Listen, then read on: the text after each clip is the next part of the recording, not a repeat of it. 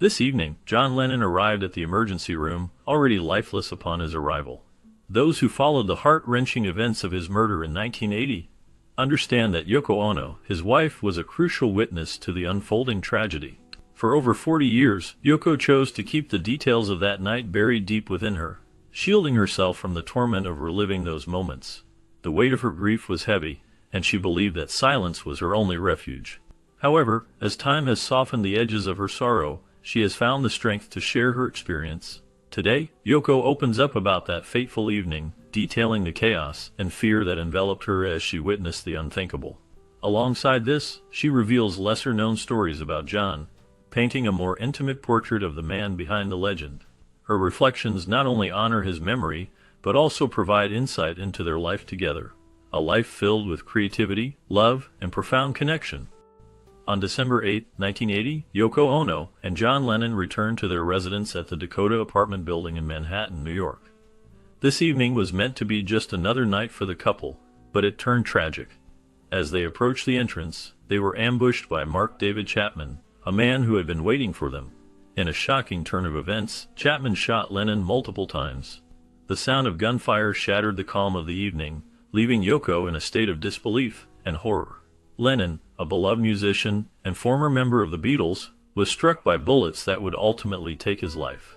The news of his death spread quickly, sending shockwaves around the world. Fans mourned the loss of a man who had inspired millions with his music and messages of peace. This tragic incident marked a dark chapter in music history, forever changing the landscape of popular culture and leaving a lasting impact on those who admired Lennon and his work. The world lost not just a talented artist, but a voice for peace and love, a legacy that continues to resonate even today. Upon the tragic event that unfolded outside the Dakota building, Mark David Chapman became a figure of great notoriety.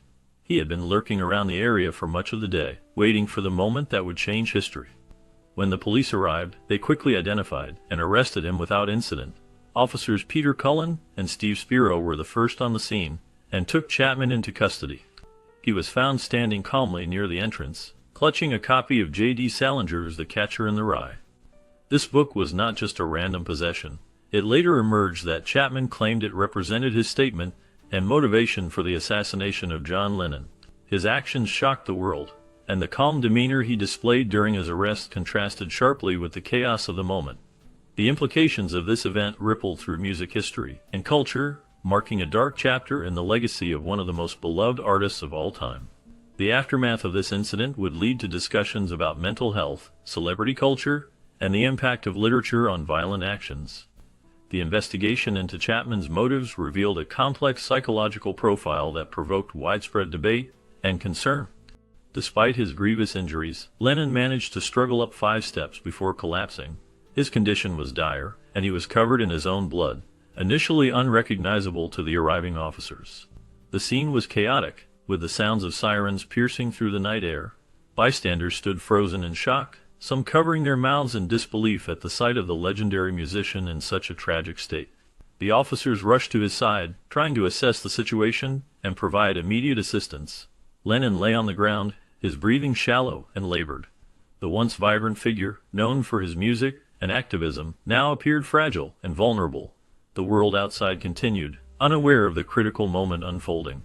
In those harrowing minutes, the hopes of fans everywhere hung in the balance, as the man who had inspired millions fought for his life.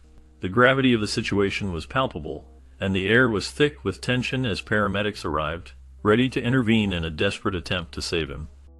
Officers Herb Freener and Tony Palma were the first responders to arrive at the scene where John Lennon had been shot. They quickly checked for a pulse, their hearts sinking as they recognized the iconic figure before them. The reality of the situation hit them hard. They were dealing with a music legend whose life was hanging by a thread. In a frantic effort to save him, they placed Lennon in the car of Officer James Morin. Morin wasted no time, speeding towards Roosevelt Hospital with urgency. Freener followed closely behind, ensuring that Yoko Ono was with him in his vehicle.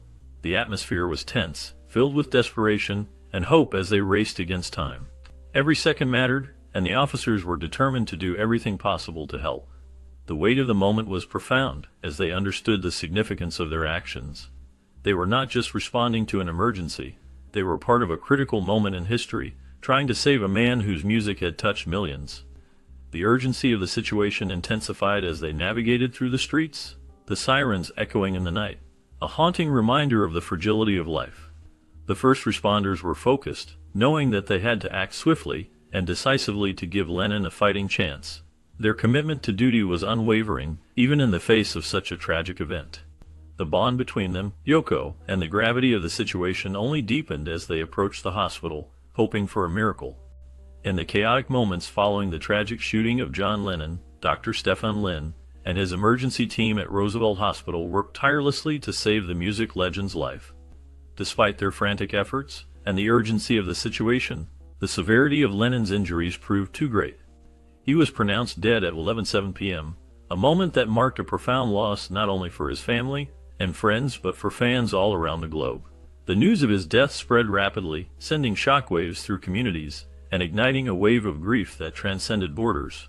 People from various walks of life gathered to mourn, reflecting on Lennon's impact as a musician and peace advocate. His contributions to music and culture resonated deeply, and the world felt a significant void in his absence. Vigils and memorials sprang up, illustrating the collective sorrow and appreciation for a man whose voice had inspired many. The legacy of John Lennon continues to influence artists and activists, reminding us of the power of music and the importance of peace. Yoko Ono revealed that John Lennon had an eerie premonition of his own demise. In a 1965 interview, he speculated about the dangers that could come with fame, suggesting that the Beatles might go in a plane crash or will be popped off by some loony.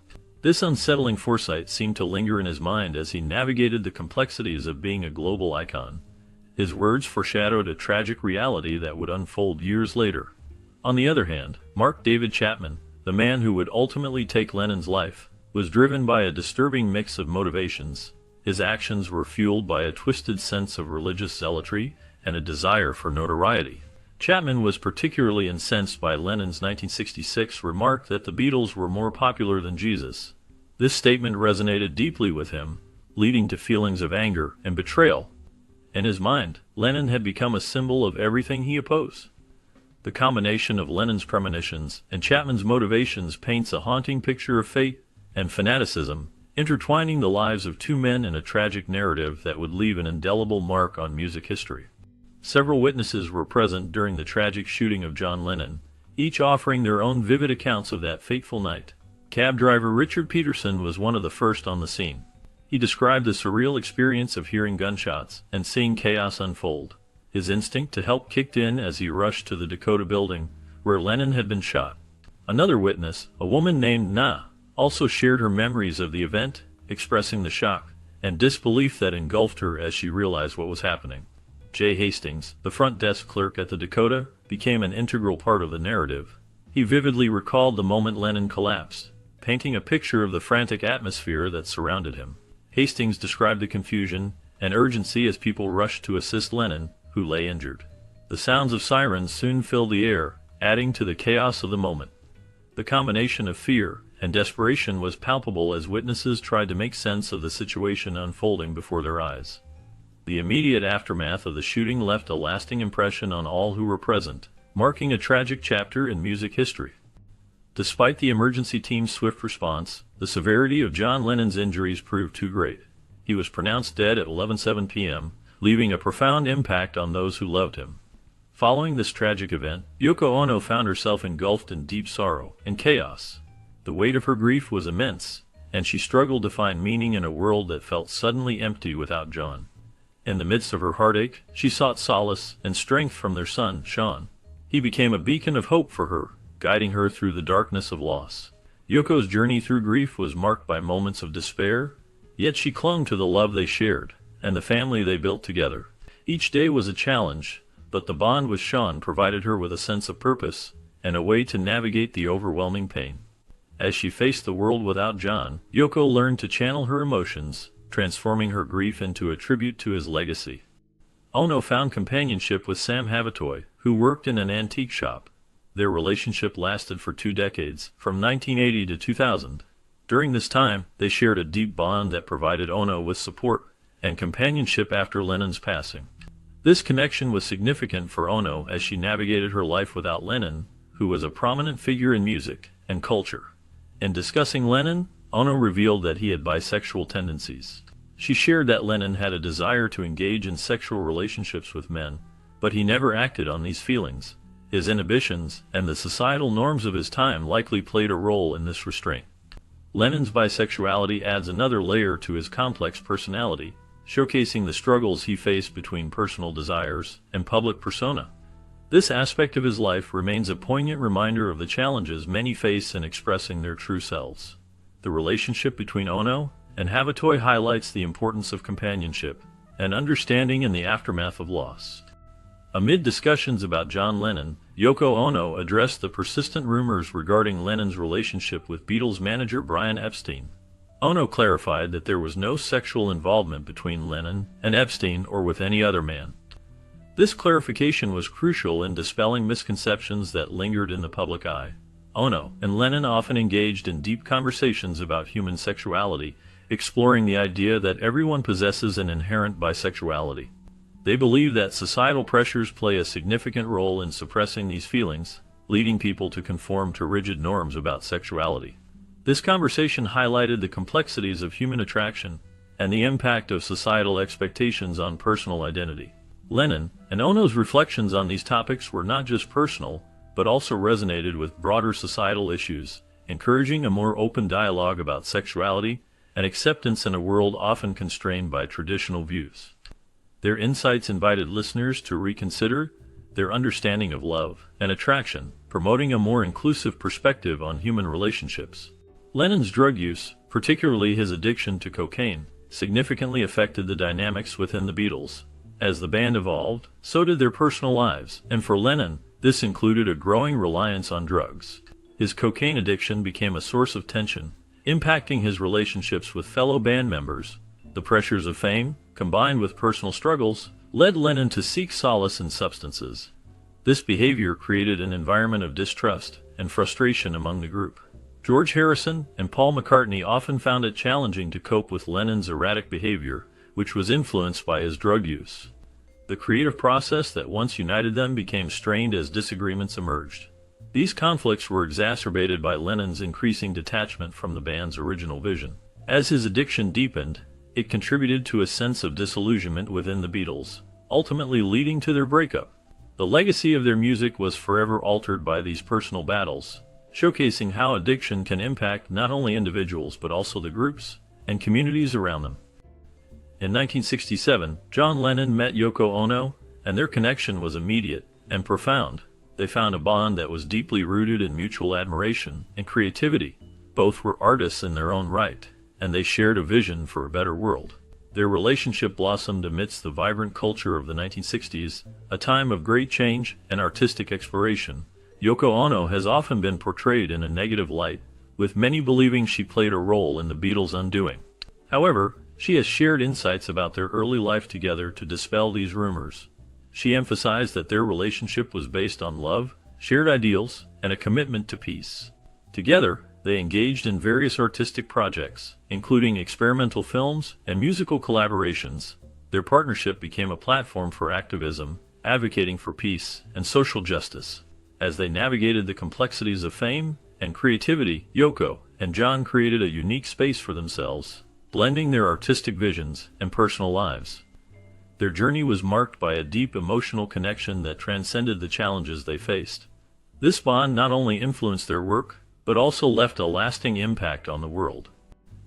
In 1969, John Lennon and Yoko Ono exchanged vows in a simple ceremony in Paris, marking the beginning of a profound partnership that would capture public attention. Their marriage was not just a personal union, it became a platform for activism.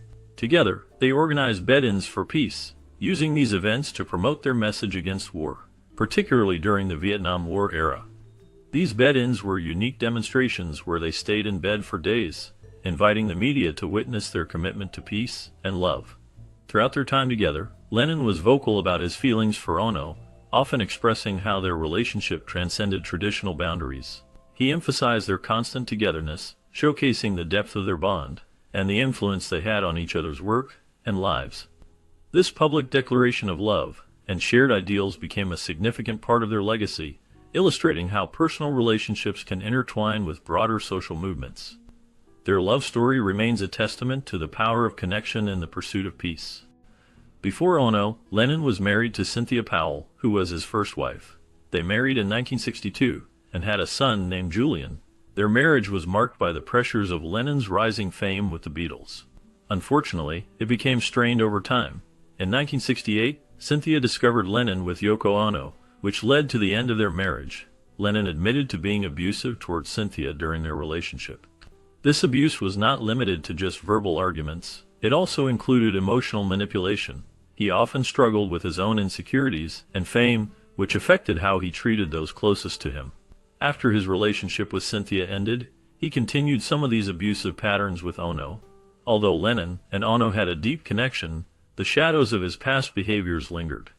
This cycle of abuse was troubling, reflecting the complexities of his personality and the challenges he faced in his personal life. Lennon's relationship with his son Julian was marked by emotional distance and a lack of affection. Julian often felt that his father was not present in his life, which created a strain between them. Despite Lennon's immense fame and influence, he struggled to connect with Julian on a personal level. This disconnect was further complicated by Lennon's own turbulent life, filled with contradictions. While he famously advocated for peace and love through his music and public persona, he also exhibited violent tendencies and faced personal struggles that contradicted his messages of harmony. These opposing aspects of his character highlighted the complexities of his identity. Lennon's desire for a peaceful world stood in stark contrast to the turmoil he experienced in his own relationships, particularly with Julian. This conflict between his ideals and actions left a lasting impact on Julian, shaping his feelings of resentment and longing for a father who was often emotionally unavailable.